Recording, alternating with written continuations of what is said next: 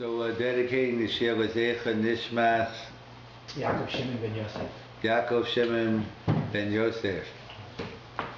So we'll discuss tonight, since next week at this time, and we might be thinking about dinner, I don't know, but it'll be towards the end of the fast day. Next week at this time is Yud Zayin Tammuz, which is not only a fast day, but it's actually the beginning of the 3-week period, a day of semi-morning time in Klal Yisrael.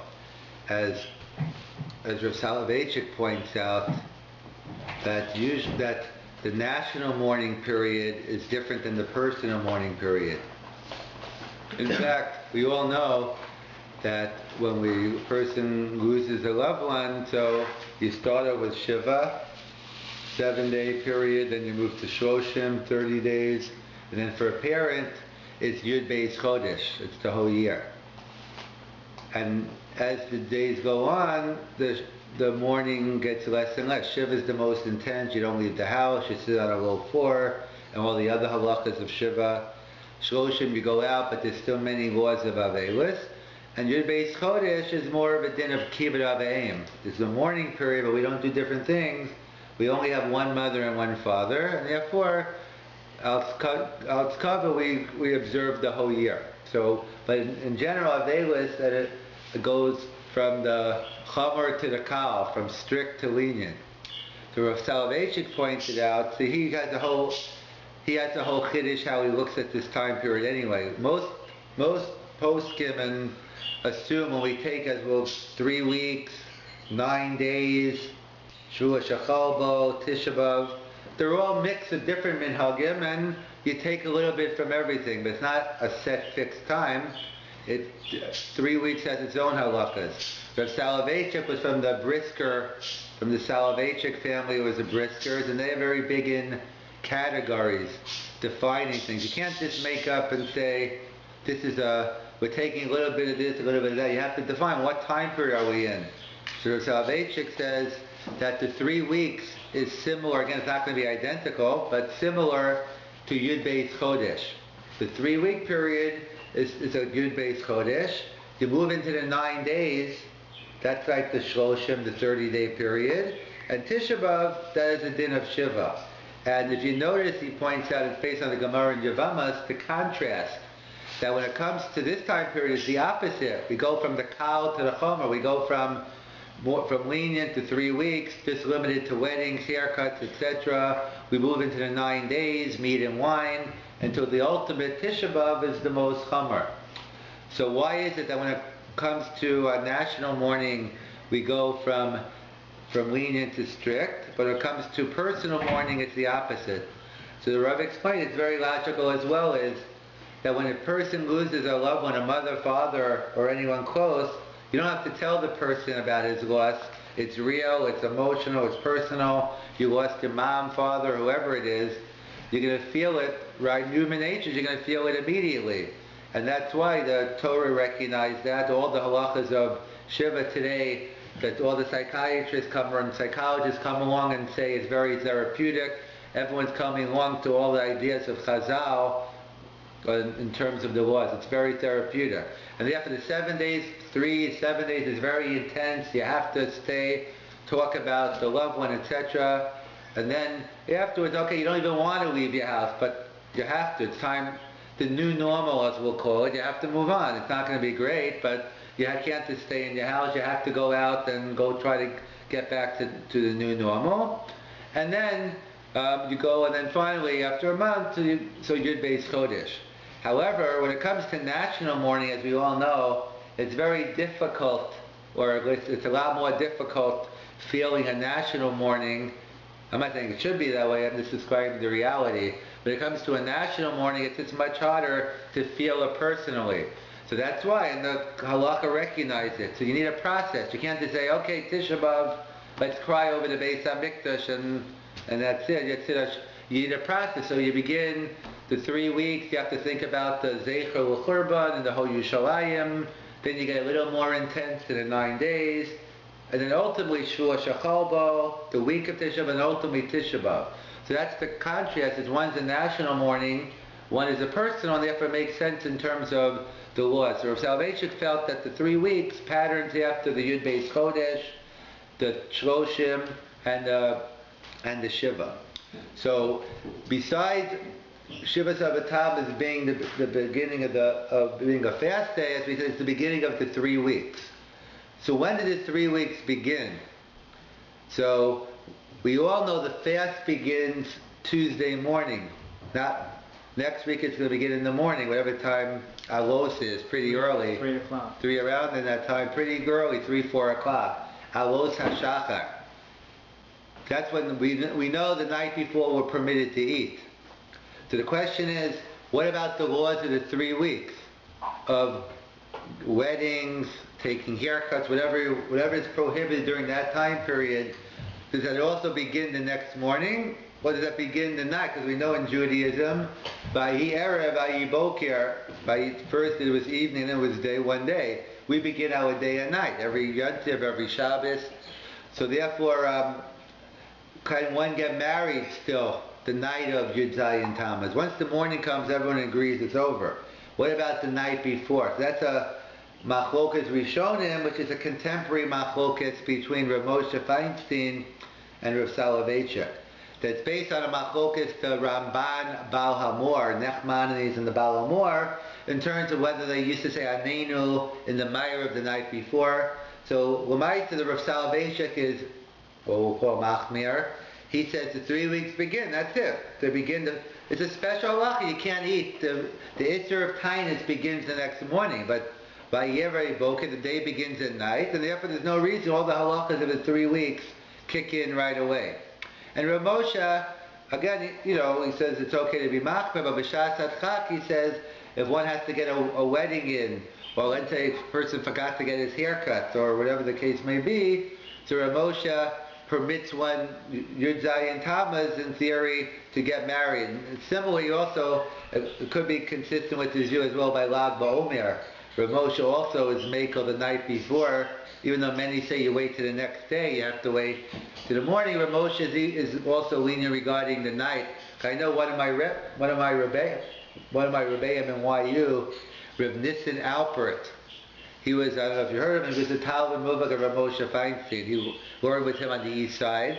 So I was in a shir for many years, and I remember his daughter or son got married the night of Lag BaOmer. So it was perplexing to me at that time, because I knew, so that was Rav Moshe Shita, that whether it's connected to the discussion, but he also permits you to get married also Leil Lag BaOmer. So that's the machlokas Rav Moshe and the Rav, whether all the laws of the 3 weeks begin at night, which would have been the simple pshat of what it said. Rav Moshe seems to be mekel, and he permits you to get married or do other things than one has to, even the night of Yud Zayin. Again, he agrees it's best if you don't have to. Don't plan your wedding on that to do it, but if it happens, you can't find any of the day, it's the Shas HaChak, so Rav Moshe says it's okay. The Rav would say you can't do it, it's the beginning of the 3 weeks, and there's be no different the night and the next day. So let's discuss a little bit about some Inyani Tainis, a little bit about today, and perhaps for some maybe the most important question is, when is the fast over? At what point exactly is the fast over? So by getting to that question, we'll go through the introduction to the whole idea behind the Tainis, and specifically Yud Zayin Tammuz, Tisha B'Av, the Arba Somos, the 4 fast days that we'll hear about shortly. So the different types of fast days in halacha. There's one of its own is Yom Kippur, the only biblical fast day we have. The only day the Torah tells us to fast, that's Yom Kippur.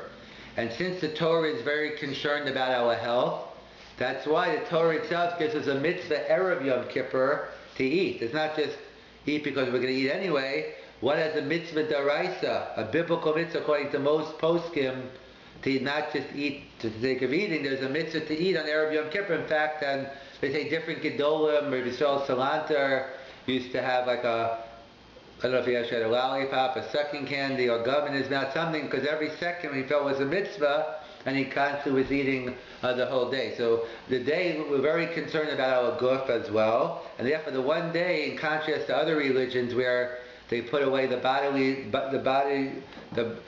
needs are important. You go live out in a monastery somewhere else. We don't care about the physical. Judaism, we take the physical and we use it for our spiritual needs.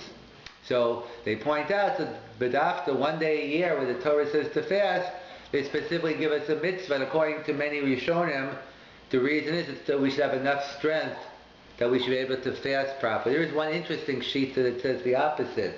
It says Inoi. You know, so it's always you get hungrier Monday morning than the rest of the week because you're used to eating the whole weekend. So when you eat a lot, it's harder not to eat the next morning. So some say the opposite. The Afka eat a lot, so there's a lot of Ino in Yom Kippur. That's not the norm, and we don't assume that. We assume you eat in order to be healthy, so you'll be able to fast and you'll be able to daven and do tshuva appropriately. So that's Yom Kippur. Then we'll see Tisha B'Av. Will be in its own category. We'll get to, and then you have the other 3 fast days: Yud Zayin Tammuz, the 10th of Tevis, and Tzom Gedalia. And perhaps on the lowest level, Tainus Esther, which is known as the Tainus Shel Simcha. It's actually a happy occasion, even though we're fasting, but it's a day of joy. In contrast, as we'll see, to the 4 fast days, which are Zeichel L'Churban, are remembering to the days of the Churban Habayis. So let's discuss a little bit about when the fast ends, and that will tell us about the nature of the fast day as well. So it's interesting Gemara in Psachim. The Gemara tells us on Nun Daled Amid Beis in Psachim,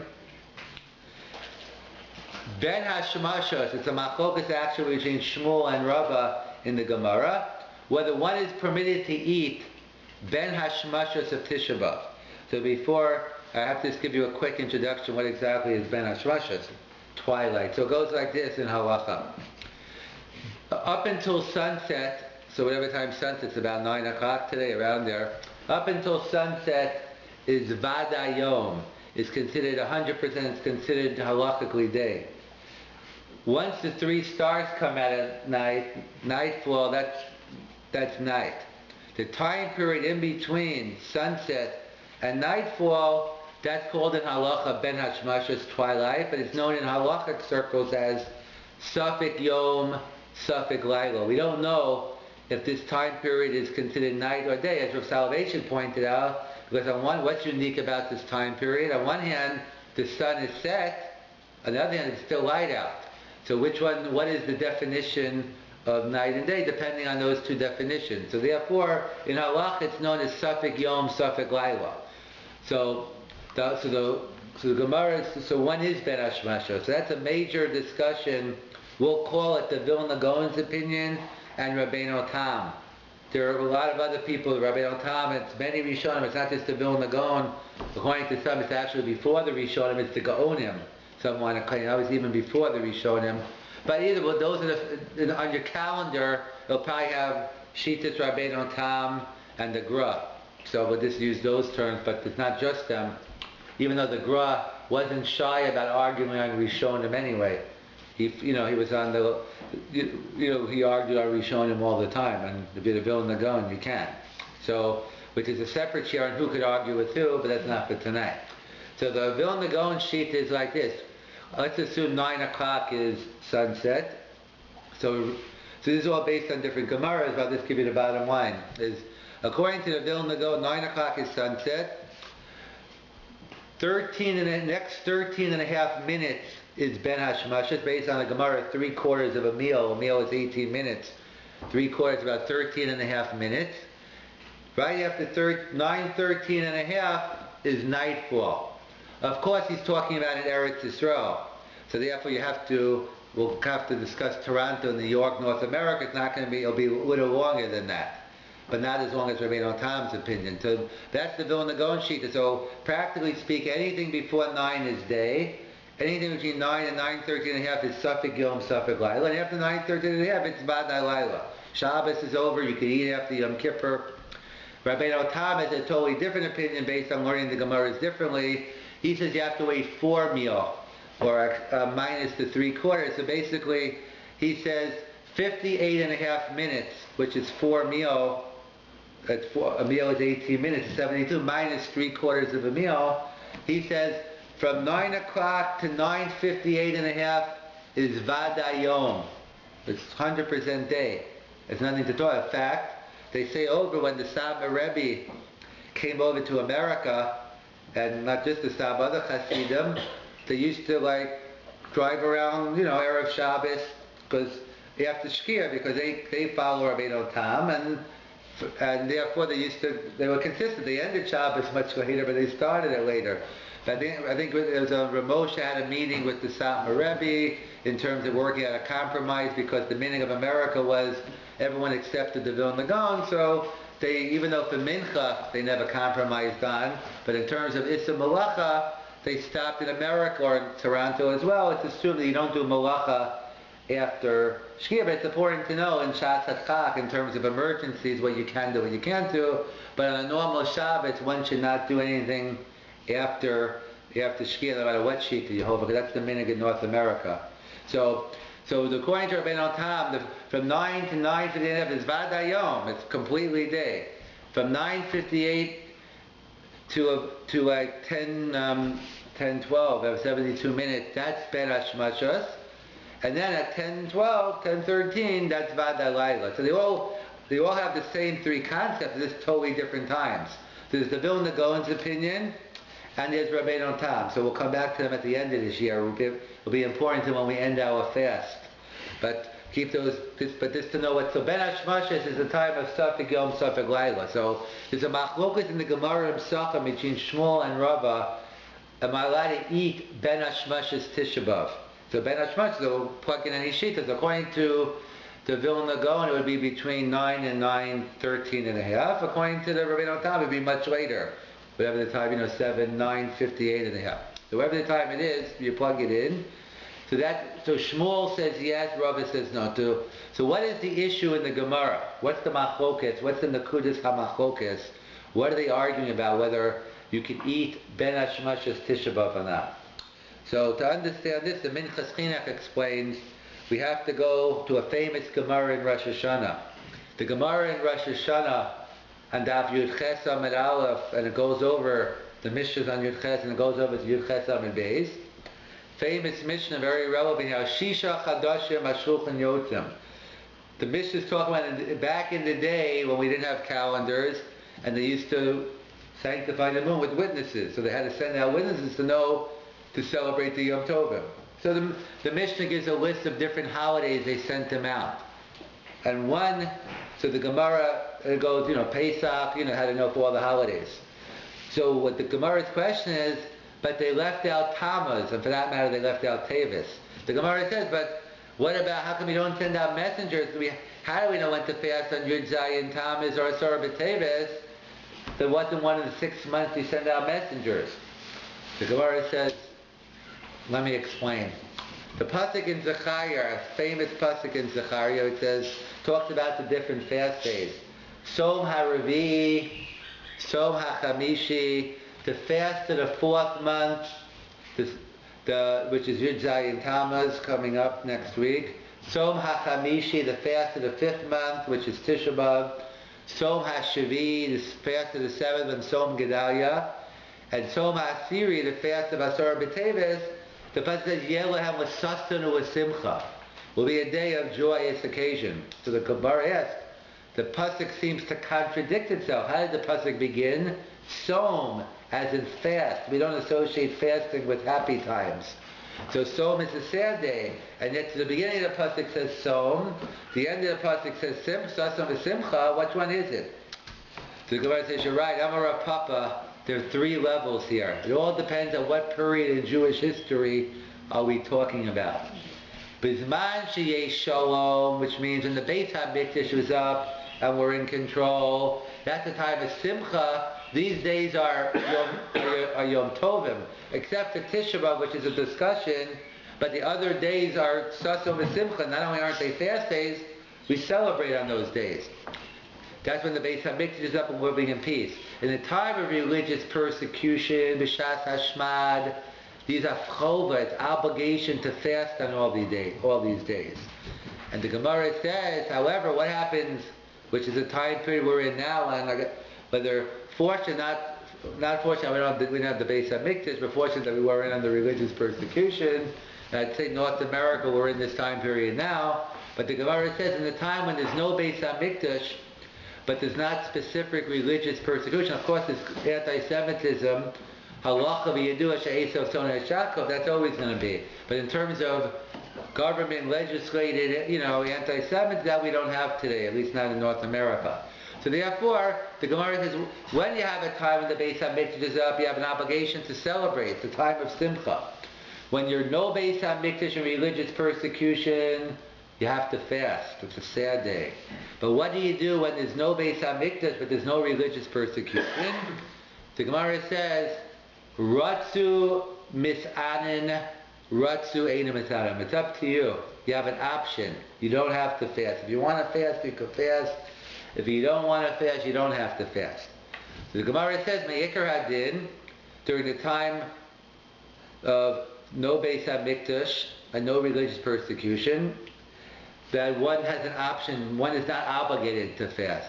So therefore the Gemara says, that's the answer. The Gemara says, why did they send out messengers on Tammuz and Teves? Don't you have to fast? The answer is no. You didn't have to fast Me'ikar Hadin, and therefore they didn't send out messengers. Doesn't mean they didn't figure out the dates anyway, but there wasn't an obligation to send out messengers because it was only optional. So the Gemara says, Tisha B'Av, the Mishnah lists Tisha B'Av as the day where they did send it out enough to know about the fast. So is Tisha B'Av also optional? The Gemara says no. Shani Tisha B'Av. Tisha B'Av is different. Shehuchbulo Saras. Double trouble. Both, according to our tradition, both temples were destroyed on Tisha B'Av, and they have, among many other things that happened beforehand, with the Selevan Meraglim, etc. But many things happened on Tisha B'Av, and therefore that was always a fast day, no matter what. So therefore, what comes out from the conclusion? So the Gemara says those 3 fast days are optional during the time of no religious persecution. But Tisha B'Av is different because of both temples were destroyed. So originally, these fast days, there are different levels. There's, as I said, Yom Kippur is the only biblical fast day. Tinius Esther is rabbinical. But what is the status of the 4 fast days? Yud Zayin Tammuz, Tisha B'Av, Asar B'Teves, etc. So that's from the words of the prophet. So that's the middle ground, Divrei Kabbalah. So what is the status of Divrei Kabbalah? So that's actually a discussion, but the Gemara in Rosh Hashanah says Divrei Kabbalah ke Divrei Torah dami, at least in certain areas. That's a child by Megillah as well, Megillah Esther, but let's assume Divrei Kabbalah has the status like a Divrei Torah. So clearly, at one point, all these 4 fast days will be Divrei Kabbalah. And now the Gemara says 3 of them are only optional, so they're clearly at best rabbinical. It's only a minute today. What about Tisha B'Av? And the Gemara says Tisha B'Av is different. What does it mean? So that's a discussion among the Rishonim and Achronim. What does that mean in the Gemara? Does it mean that Tisha B'Av retained its Divrei Kabbalah status, and that's why you have to fast? No. Even Tisha B'Av is only rabbinical today. But because of what happened on Tisha B'Av, the rabbi said you should be strict. But it's still only midrabanan, it's not midivrei. You ask, what's the difference? Either way, come Tisha B'Av, we have to fast, whether it's midivrei Kabbalah or midrabanan. I'll give you a couple of practical differences, but one is our issue right here. That's what the Minchas Chinuch says. This is the machlokas in the Gemara in Pesachim between Shmuel and Rava, whether you're allowed to eat ben hashmashas Tisha B'Av. Let's say, again, using the 9 o'clock example, just using the Vilna Gaon just to make it simple, from 9 to, could I eat from 9 o'clock to 9:12, that's Ben Hashmasha. So according to Shmuel, yes. According to Rabbi, no. What's the issue? So that's the issue. If you hold that Tisha B'Av today retains its Divrei Kabbalah status and has the same status as the Torah, we have a simple principle we go with in the Gemara. Safek da'oraisa l'chumra, a doubt regarding a biblical law was strict. Safek d'Rabbanan l'kula, a doubt regarding a rabbinic law was lenient. So if Tisha B'Av retains its Divrei Kabbalah status and that's treated like a biblical law, so it's a doubt. Ben Hashmashas is, we don't know, is it the next day or not? It's a biblical law, you better not take any chances, you can't eat. But if you hold, Rabbi apparently must hold it's only D'Rabbanan, and we have a principle Savik D'Rabbanan L'Kua, or Shmuel holds that it's, but therefore Savik D'Rabbanan L'Kua, so that seems to be the issue in the Gemara, whether you can eat Ben Hashmash's Tisha B'Av, whether Tisha B'Av has the status of a biblical law or only rabbinic law. That seems to be. But either way, however you're going to learn, from this Gemara, what are the implications? The only problem is Tisha B'Av Ben Hashmashos. But what about Yud Zayin Tammuz, Asara B'Tevet, Som Gedalia? It seems to be everyone's in agreement. I can eat Ben Hashmashos on those fast days. So just obviously there'll be more to it. Don't leave quite yet. But based on this, so next week then it'd be great. Then we can eat basically depending whose shita you take. But then you can eat during Ben Hashmashos then of Yud Zayin Tammuz. So that would be the implication. If that was the only Gemara we had, that would be the implication. However, there's another Gemara that may or may not contradict this. That's what we'll get into right now. There's another Gemara in Tainus. The Gemara in Tainus says, I think it's Tainus Yud Beis, it says, Kol Tainus Shelo Shaka Chama Lav Shmei Tainus. So in English what it means is that basically in order for the day to be considered there is no concept in terms of fasting for a couple of minutes, a couple of hours. It might be physically, but in terms of halacha, you have to fast the whole day. So it says any fast day that you don't go until Shaka Lav Chama, whatever that means, I'll get to in a second, it's not a fast day. So what does it mean, Shaka Lav Chama? Literally it means when the sun goes down. So any time the Gemara says Shaka Lav Chama, it's a major machlokas rishon in what it means. The Vilna Gaon says it means Shkia, sunset. The Rush and other Rishonim say it means Seitak Kochavim, it means nightfall. Just like we have a similar machlokas by Hanukkah. The Gemara says, when is the earliest time to light Hanukkah candles? The Gemara in Shabbos 21b. It says, Misha Shaka Hachama Achatichel Regel Min Hashukah. It says, so what does that mean? The Rambam's opinion is, as well as the Vilna Gaon, it means Shkia. That's why briskers and many people light Hanukkah candles at sunset. By the way, it's not a kula. According to them, you still need enough oil to last the same time. It just means you start earlier, not end earlier. And other Rishonim say no. Shaka Chama means nightfall. That's the same dispute here. The Vilna. So if you assume it means nightfall, like the Rush, right? So then we have a apparent contradiction. Because from this Gemara it says called Tainus. If you want it to be called fasting on a day, you have to fast until nightfall. That's what the Gemara says in Tainus. Yeah, we just read the Gemara in Sachem. It seems to say that's only true by, it's a machokas, that would only be true by Tisha B'Av. But by all the other fast days, everyone seems to agree that you can eat Ben Hashmashos. How do we reconcile that the Gemara in Sachem appears only Tisha B'Av I can't eat during Ben Hashmashos, but all the other fast days I can. But from the Gemara here, it seems all fast days I have to wait until nightfall. So the Piskei Tosfos, who's the Piskei? He's in the back of the Gemara in Tainus. He collects all the different psakim, the halakhic inquiries, and he quotes the halakhas from Tosfos, and he writes, there is no contradiction. You read the Gemara means what it says. Kol Tainus lo shaka lav chama. Piskei Tosfos is going to say something to our liking, at least to my liking. It says, Kol Tainus lo shaka lav chama. It says that's sunset. There's no contradiction. The Gemara complements each other. The Gemara in Tainus says every fast day must go until sunset. That's considered then you're permitted to eat after sunset. And the Gemara in Sachem saying Tisha B'Av is discussion. So according to the way the Piskei Tosfos learns, it's simple. Yud Zayin Tammuz we could eat. It works both ways. In other words, we could start the fast later. We could eat between 9 and 9:12, but then when we could say the fast is over 9:01, because we could take whether there's only on Yud Zayin Tammuz there's only one anyway, so it starts in the morning. So either way, according to the Piskei Tosfos, he says, what's the question? Of course, you don't have to fast past sunset. So according to the way the Piskei Tosfos says, the only issue is Tisha B'Av, machlokas in the Gemara. But everyone agrees, Yud Zayin Tammuz, Asar B'Teves, Som Gedal, you can eat right after sunset. Comes along Rabbeinu Peretz, And he's going to give a different answer, not to my liking per se. So he says as follows. He says like this. He says, no. Everyone agrees that you can't call Tainish Shalokacham means say Takochavim. A fast day doesn't end until nightfall. That's what it means. The Gemara in Psachim, which says you have a dispute regarding Tisha B'Av, whether it's Ben Hashmashas or not. No, you got it all wrong. Everyone agrees the night after Tisha B'Av, you can't eat until nightfall. And so too by every other fast day. The night after the fast, everyone agrees you have to wait until nightfall.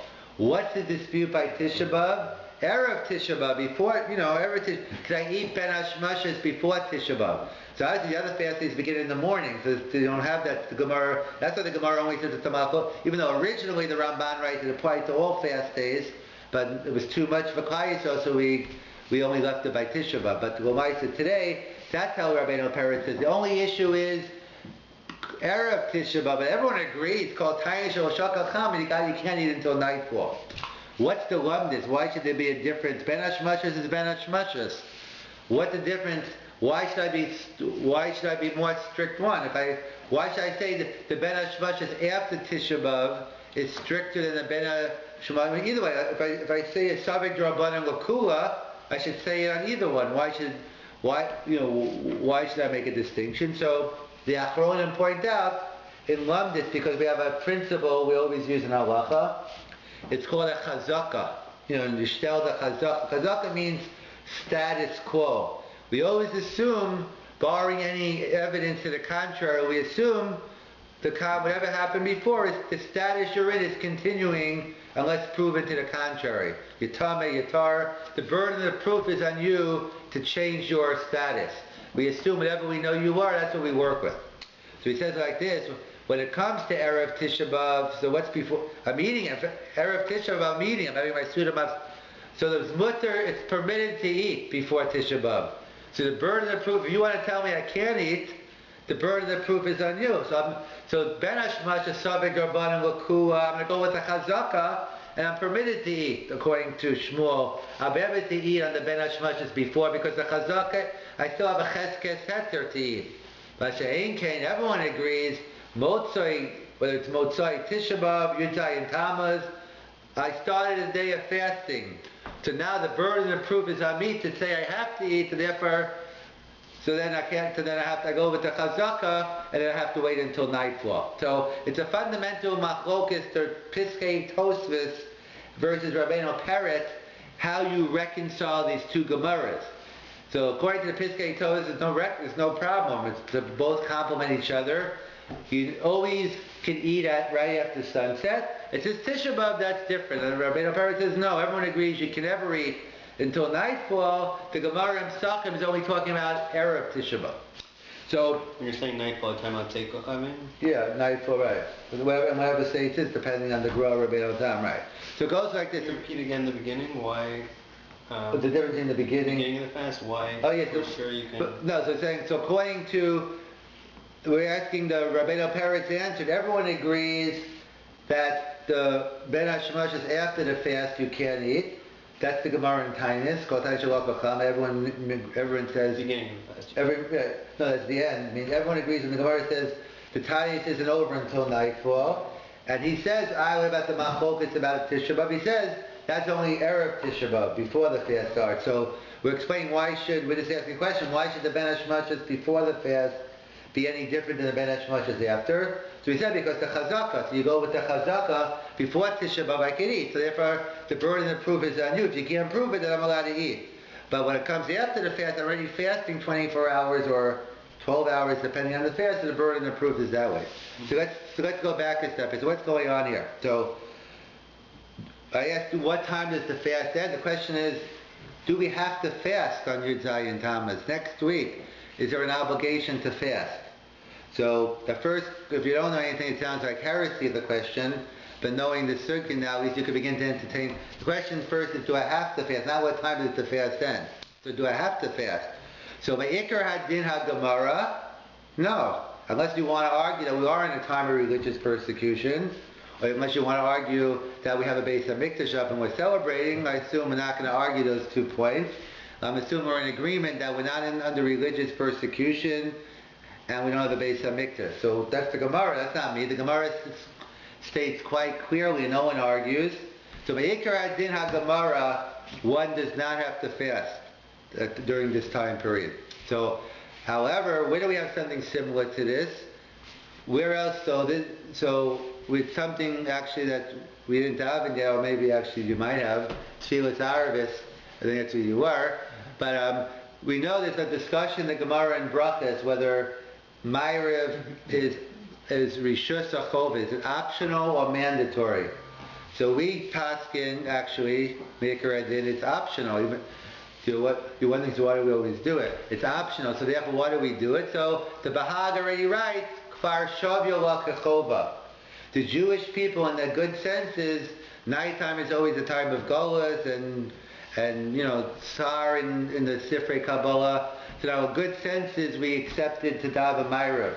So it's Kfar Shavyo la Kechova. So we accept it upon ourselves, and us is not that I personally have a choice, even though there are some Rishonim who say it's a personal choice, and therefore once you start davening 3 times, it's like any good things, it becomes, so in theory, if you tell a bar mitzvah boy every time he davens to say bli neder, according to this opinion, it wouldn't be obligated, but we don't assume that way. We assume it's not me personally, Klal Yisrael as a whole, we're part of the Jewish people, and we don't have a choice anymore.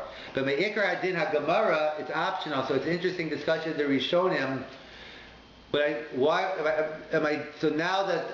is it pshat now? It's like, do I view it as mandatory? Or no, it's like the term we use when your boss asks you to do him a favor, called voluntold. Basically, am I forced to volunteer, or I have to do it? There's no practical difference. But at the bottom, how do we view Ma'ariv? Is it fundamentally, there is nafkamis, I'm not going into Machlokes Rambam Ravid, but is Ma'ariv fundamentally now the same status as Shacharis and Mincha? Well, no, it's still not on the same level, but we treat it at the same level. So same thing here. When we say that it's Ratzu Misanin, so what does that mean? Either way, I'm going to have to fast on next week. But do I have to fast, or I'm forced to volunteer the fast? It might not sound like a big difference, but it is a big difference when you get down to it.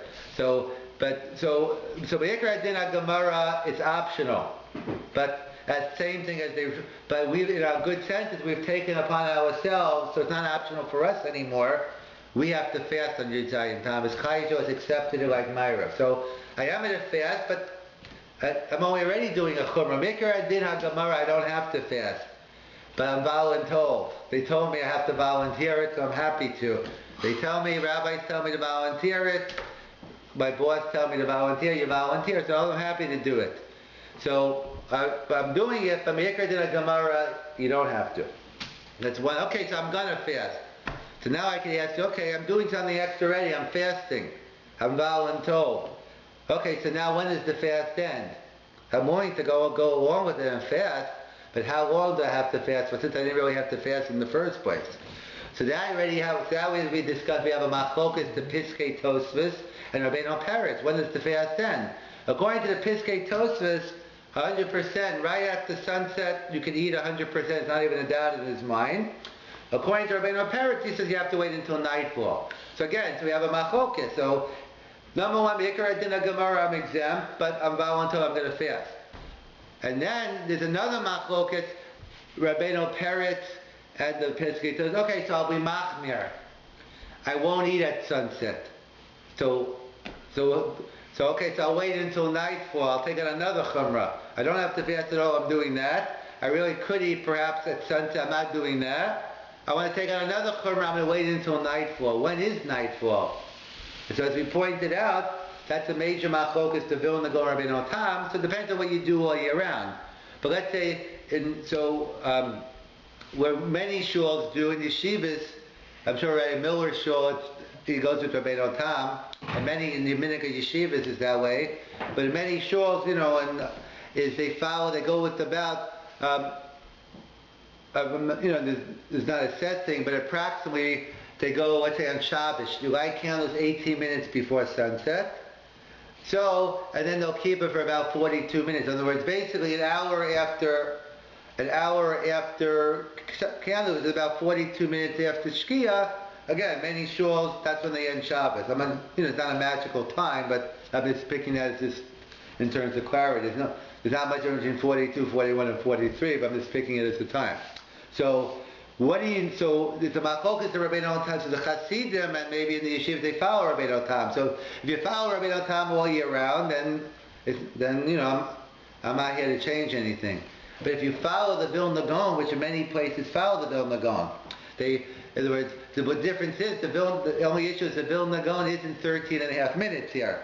So then you have to go. It's the different sheets. I know New York better, but Toronto is also pretty similar. You have a very wide gap within what is the Vilna Gaon Shita in Toronto, New York. Again, they're not exactly the same, but it's a range anywhere from about 20 minutes after Shkia to up to about 45, 50 minutes. So you have a big gap between what is based on different Gemaras, calculations. So within the Vilna Gaon Shita, there's a wide, we'll just call it from between 20 and 45 for argument's sake. So okay, so it goes like this. So therefore, so when it comes to Shabbos or eating on Yom Kippur, or I should say after Yom Kippur, I hope it's not on Yom Kippur. So then, of course, this is Daraisa, there's Skila, there's Karet, it's very severe. We're not going to take any chances. You can be Machmir al Chumra Gabe Chumra, Hareza Meshubach. When it comes to Yom Kippur and Shabbos, you want to be Machmir, make sure you're not being Machal Shabbos, you're not eating on Yom Kippur. However, when it comes to Yud Zayin Tammuz, I'll even leave Tisha B'Av out of it for now. Yud Zayin Tammuz, Asara B'Tevis, and Som Gedaya, it's a whole different ballgame. The whole thing is only a minute, as I pointed out. We don't even have to fast. Meaning practically we do, functionally we do, Rapi Halacha, we don't have to. It's Meikar Din Gemara or exempt. It's just we accept it upon ourselves as doing it. So that's one Chumrah. The second Chumrah is really we can eat after sunset according to many Rishonim. But another Chumrah. And I'm even going to take a third Chumrah, I'm going to wait until nightfall. To have to take the most stringent Chumrah of nightfall. So then many poskim say, I wouldn't say many, but there are poskim who say that when it comes to these fast days, so then you could take the lenient opinion of Rabbi Tam, depending on, I don't have a calendar in front of me, but it could be anywhere from 20 to 25 minutes, 30 minutes after sunset. So it's a big difference waiting. A lot of people get bent out of shape. They don't know the topic. And all they see is the calendar. And the calendar says the fast ends whatever time. And you try to end the fast 2 minutes. They say, the fast, the issue is not so much what the calendar says. Who knows who wrote that calendar anyway. The point being is that, so really on Yud Zayin Tammuz, on Asar B'Tevis, in those days, there's, again, if you want to be I'm not telling anyone to eat early. If you're healthy and it's not an issue, then if that's the meaning in your place, then go ahead and fast to whatever time you want. I'm saying is Be'ikar Adin, the whole thing, there's plenty of grounds to be eating on the earliest. It's already a Chumrah Agave Chumrah. If you eat at the early sheet of the Gra, which is like 20, 25 minutes many times after, which is the minig, in Hamilton as well. We go with the early sheet, meaning that the bottom line is the Aruch HaShulchan already writes that he goes through the whole sugya which we went through, and he basically writes, really, he says, he writes the fast really ends at sunset. And he says, Ein mochin. If you see someone eating after sunset, don't be mocha, don't make a protest, don't make a big deal out of it, because really, there's plenty of grounds to even eat after sunset. But however, what is important, if you're healthy and you're okay, I'm not telling you not to wait. If you could wait another 20 minutes, fine. But it's more someone who isn't feeling well. Again, if you're really sick, you shouldn't be fasting, especially on Yud Zayin Tammuz. The halacha is a chola, she'ein bo sakana, is, you don't, a chola she'yesh bo sakana, if your life's in danger, you don't even fast on Yom Kippur. A chola she'ein bo sakana, even on Tisha B'Av, you'd be exempt. It's a discussion in the Mechaber, but we assume you don't. But certainly Yud Zayin Tammuz, that's why the halach is mu'beret to the meinekes, a nursing woman, a pregnant woman. They don't fast on Yud Zayin Tammuz Asar B'Tevet. On Tisha B'Av, see, so that really, you don't really have a status of a Cholesh Ein Bo Sakana, a pregnant woman or a nursing woman. So it depends. If she's healthy and fine, then there's no reason she shouldn't fast on Tisha B'Av. But there are always other issues, then you ask for Rav and you could probably get a heter to eat. But straight on the books, there's not a straight heter on Tisha B'Av. Tisha B'Av, you have to ask the Shaila depending on your personal situation. But on Yud Zayin, all these fast days, why are we so mako? Because it's Ma'ikar Din HaGemara that it's only Minhagyam. There's a big difference between Yom Kippur, even Tisha B'Av, there's a difference because maybe it's Midivrei Kabbalah, maybe it's Rabbanan. But on the fast days, which are only Minhagim, of course we keep the Minhag Yisrael Kaddish, we always keep Minhag Yisrael, but you always have to know. The problem is, well, many times in the Shulchan Aruch, it might say Asr. And obviously, if the Shulchan says Asr, probably means you shouldn't be doing it. But Asr, it's important to know, Asr can mean, it could be an Issa Daraisa, it could be a biblical prohibition, it could be a rabbinical prohibition, it could be a minhag. I don't think you personally, you don't know, you have to have a Rav, you have someone you ask to find out. But I'm saying the fact, you have to know what Asr means. It's a big difference. What do you mean? I don't mean all things being equal, if it's Asr, you don't do it. But in a Shas Hadchak, a time of need, someone's not feeling well, could I do this? You have to know the halakha in terms of you dealing with biblical laws, rabbinic, to know what you could be lenient on and what you can't. So this issue of whether, it's a question regarding Tisha B'Av, but it's clear regarding Yud Zayin Tammuz, Asar B'Tevet. That's why we're lenient on fast, on eating during those time. People, even, they're only like a Mechlish Piyama, but there's much more room to be lenient. You don't even have, Nekis or Wuberet don't even have to ask the question. Automatically, you could fast because it's only a minute. And so too, again, of the Soul Zman Tainis, that really, as I said, Mikra Din HaGemara, we don't have to fast. Function practically, I'm not telling you don't have to fast. You do have to, you're voluntold. And really, Mikra Din, according to the Aruch HaShulchan and others, really the fast ends at sunset. If a person's not feeling well, he should be eating right after sunset. He shouldn't be waiting. And even if you are going to wait, you don't have to take, if you want to wait, great. So I'm not telling you not to. I'm going to tell you, if someone who wants to be machmer, that's up to them. If they're healthy enough and it's the next 20 minutes aren't going to make a difference. So I'm not telling you, that's up to, whoever you ask your Rav is or if you want to do it. But Meikar Adin, certainly if you're not feeling well, one should be eating after sunset. If not, certainly you should be going with the early time. If you're dealing with kids and other things who are, people, older people, or maybe who shouldn't even be fasting at all. But at least even if they are, you should know, you should know that that if someone eats before the time it says on the calendar, don't get so excited. There's a lot of grounds for that person to be eating probably well before that time. But those are some of the issues in terms of this. To summarize, so we went through the Rav Soloveitchik's explanation of the 3 weeks, 9 days, and Tisha B'Av, it equals to the Yud Beis Chodesh, Shloshim, and Shiva. A difference between national mourning versus personal. National, you need time to work up. 3 weeks, 9 days, and then Tisha B'Av. But with a personal one, you feel right away, and you go from Shiva to Shloshim, etc. And then we went into the different types of fast days, and about the famous Gemara in Rosh Hashanah, about today that the different levels, when there's a Beis HaMikdash, so there's an obligation to rejoice. When there's no Beis HaMikdash, when religious persecution, you have a chovet to fast. But Bisman Hazeh, we're probably in the time of no religious persecution, at least in North America. Different parts of the Middle East or Europe could be different, but at least in North America, where, and also probably during times of the Holocaust, that area, there could have been a chova to fast. Different, could go and talk about during that time period that there might have been a chova to fast, because there clearly was religious persecution going on then. So, and therefore really, so Tisha B'Av is different because it's double trouble, and therefore it's the question whether Tisha B'Av is different Kabbalah or not. So we pointed out, Meikar Adin, really we don't have to fast, it's like we don't have to daven Meir, but functionally we do have to. However, you have to know it's only a rishus, and you have to know how strict you have to be in terms of other things. So really, again, whether you can eat after sunset. Aruch HaShulchan says don't be mocha someone who does. And we machmir to wait until nightfall, so you don't have to wait to the latest nightfall. You could go with the earliest nightfall. When it comes to Yom Kippur and Shabbos, that is good reason to be strict on. And that's how we reconcile the different Gemara Psachim and Tainus. These are, some of a couple of halachas on Inyani Tainus and the 3 weeks.